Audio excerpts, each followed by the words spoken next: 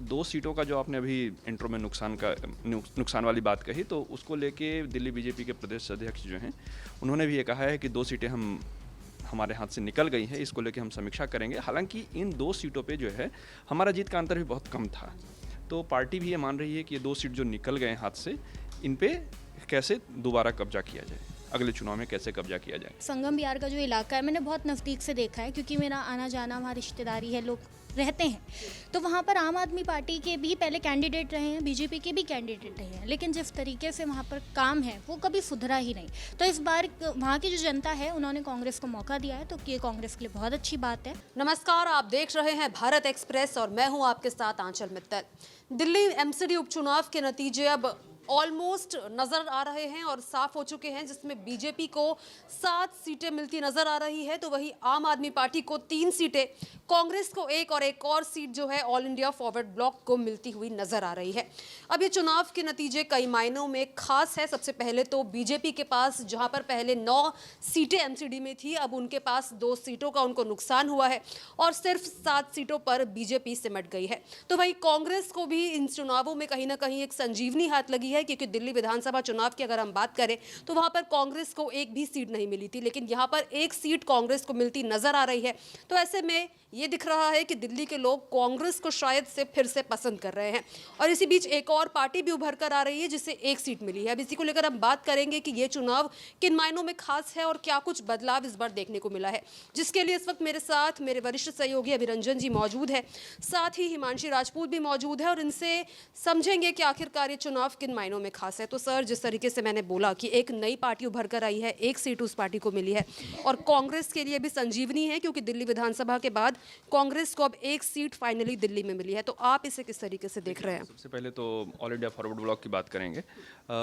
1939 के आसपास ये पार्टी बनी थी और अभी तक इसका कोई सक्रिय कुछ ऐसा दिख नहीं रहा था। हालांकि पश्चिम बंगाल और तमिलनाडु जैसे 1-2 राज्यों में इसका प्रभाव थोड़ा थोड़ा था कार्यकर्ताओं के बीच, लेकिन पार्टी जो है सीटें जीत कर नहीं आ रही थी। लेकिन इस बार जो है दिल्ली में ये 1 सीट पे कब्जा की है और ये बेसिकली लेफ्ट के तरफ झुकाव वाली पार्टी है, तो ये अपना यहाँ खाता खोली है। कांग्रेस 1 सीट जीती है और वो 1 सीट जो है वो बीजेपी के खाते में था, वहाँ से ये सीटें निकाल के लाई हैं। और उसके बाद जो है 7 सीटें बीजेपी ने जीती है, 12 में 7। तो 2 सीटों का जो आपने अभी इंट्रो में नुकसान वाली बात कही, तो उसको लेके दिल्ली बीजेपी के प्रदेश अध्यक्ष जो हैं उन्होंने भी ये कहा है कि 2 सीटें हमारे हाथ से निकल गई हैं, इसको लेके हम समीक्षा करेंगे। हालांकि इन 2 सीटों पे जो है हमारा जीत का अंतर भी बहुत कम था, तो पार्टी भी ये मान रही है कि ये 2 सीट जो निकल गए हाथ से, इन पे कैसे दोबारा कब्जा किया जाए, अगले चुनाव में कैसे कब्जा किया जाए। एक तो ये है। दूसरा, 3 सीटों पे आम आदमी पार्टी जीत दर्ज की है और वो भी कमोबेश यही कह रही है कि हाँ ठीक है। और जब देखा जाए तो 125 के आसपास जो है सीटें थी बीजेपी के पास, ये और सीटें जीती हैं और 99 या 100 के आसपास जो है आम आदमी पार्टी के पास थी सीटें। तो इन सीटों पे ये सर, इन चुनावों से कहीं ना कहीं आम आदमी पार्टी की भी स्थिति दिल्ली में नजर आ रही है। एक तो विधानसभा चुनाव काफ़ी ज़्यादा चौंकाने वाले आम आदमी पार्टी के लिए थे। अब एमसीडी के उपचुनावों को भी देखा जाए तो यहाँ पर आम आदमी पार्टी को सिर्फ 3 सीटें मिली है, जहाँ पर पहले दिल्ली आम आदमी पार्टी का गढ़ हुआ करती थी और अब लगातार उनकी जो दिल्ली में वर्चस्व है वो कम होता नजर आ रहा है। नहीं, देखिए, जो आप बात कर रहे हैं, जिन सीटों पे आम आदमी पार्टी ने जीत दर्ज की है वो ऑलरेडी बीजेपी के पास थी, 1 सीटें बीजेपी के पास थी। तो ऐसा नहीं कि ये इनके पास थी और बीजेपी ने छीन लिया हो, ऐसा नहीं है। जो सीटें बीजेपी के पास थी उपचुनाव में, उन सीटों पे बीजेपी ने जीत दर्ज की। मैं फिर वही कहूँगा कि जो आपने इंट्रो में कहा कि 2 सीटों का नुकसान हुआ है, और ये बात दिल्ली प्रदेश अध्यक्ष भी मान रहे हैं कि हमें 2 सीटों का नुकसान हुआ है। अब यहाँ पे ये है, जब आप उपचुनाव का ट्रेंड देखेंगे तो बेसिकली उपचुनाव में जीत उसी पार्टी की होती है, एक्सेप्शन को छोड़ के उसी पार्टी की होती है जो सत्ता में होता है। क्योंकि लोग ये सोचते हैं कि अगर हम सत्ताधारी दल के नेता को चुन लेंगे तो हमारे यहाँ विकास ज़्यादा होगा, तो ये वाला जो है सिस्टम रहता है। बट 2 सीटों का जो नुकसान हुआ है, इसको लेके मैं फिर यही कहूँगा कि बीजेपी भी जो है लगातार इस बात पे जोर दे रही है कि हम कैसे हारें, हम समीक्षा करेंगे क्या है। तो ये है। इसके अलावा हम आपको ये भी बता दें कि जिन सीटों पर आम आदमी पार्टी ने जीत दर्ज की है वो मुंडका है, नारायणा है और दक्षिणपुरी है। तो वहीं कांग्रेस ने जहां पर सीट दर्ज की है वो संगम विहार की सीट बताई जा रही है। अब इसी को लेकर आगे हिमांशी मैं आपसे जानना चाहूंगी, क्योंकि आप दिल्ली में ही रहते हैं, तो आपको क्या लगता है ये चुनाव जो है, इनके नतीजे आए हैं, आप इन्हें किस तरीके से देख रही हैं?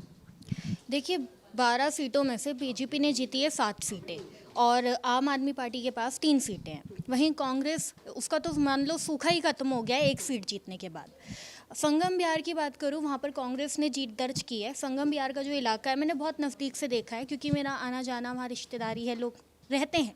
तो वहाँ पर आम आदमी पार्टी के भी पहले कैंडिडेट रहे हैं, बीजेपी के भी कैंडिडेट रहे हैं, लेकिन जिस तरीके से वहाँ पर काम है वो कभी सुधरा ही नहीं। तो इस बार वहाँ की जो जनता है उन्होंने कांग्रेस को मौका दिया है, तो ये कांग्रेस के लिए बहुत अच्छी बात है।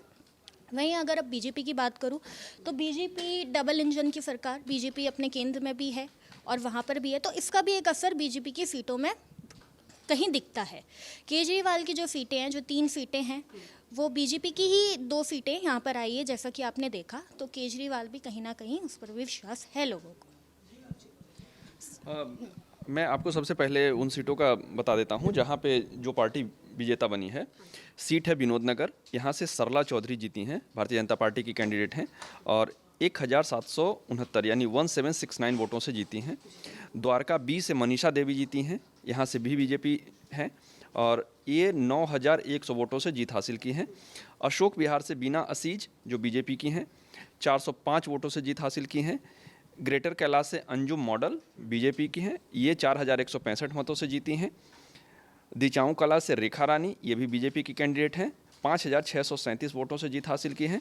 चांदनी महल से जो है मोहम्मद इमरान, जो हम लोग जिक्र कर रहे थे ऑल इंडिया फॉरवर्ड ब्लॉक के, तो ये 4592 वोटों से जीत हासिल किए हैं। मुंडका से अनिल हैं जो 1577 वोटों से जीत हासिल किए हैं। संगम बिहार ए, जो हम लोग बात कर रहे थे कांग्रेस की, यहाँ से सुरेश चौधरी हैं, कांग्रेस के उम्मीदवार हैं, 3628 वोटों से जीत हासिल किए हैं। शालीमार बाग बी, अनीता जैन बीजेपी के उम्मीदवार हैं, अब ये वार्ड काउंसलर बन गए हैं, यानी 10,101 मतों से जीत हासिल की है। दक्षिणपुरी से आम आदमी पार्टी के रामस्वरूप कन्नौजिया 2262 मतों से जीत हासिल की हैं। वहीं चांदनी चौक से सुमन कुमार गुप्ता जो बीजेपी के हैं 1182 मतों से जीत हासिल किए हैं और नारायणा से राजन अरोड़ा आम आदमी पार्टी के हैं, 148 वोटों से जीत हासिल किए हैं। तो ये है इस बार का डेटा जो उपचुनाव में है। अब यहाँ पे एक चीज़ और देखने वाली ये बात है कि जो अभी हिमांशी भी कह रही थी कि आम आदमी पार्टी और बीजेपी को दरकिनार करके कांग्रेस को वहाँ पे जगह दी गई है। वो उस क्षेत्र को जब आप देखेंगे तो वहाँ आम आदमी पार्टी भी चुनाव जीत चुकी है और कांग्रेस भी बीजेपी भी चुनाव जीत चुकी है।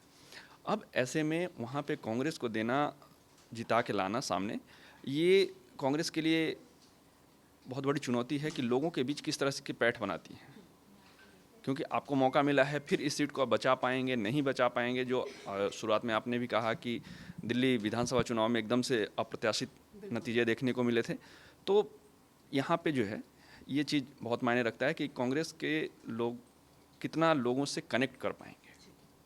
तो दिल्ली एमसीडी उपचुनाव के नतीजे लगभग साफ है और ऐसे में ये चुनाव के नतीजे कई मायनों में खास माने जा रहे हैं। दिल्ली की आने वाली राजनीति को ये दिखाते हैं कि किस तरीके से दिल्ली में कौन सी पार्टी का वर्चस्व नजर आ रहा है।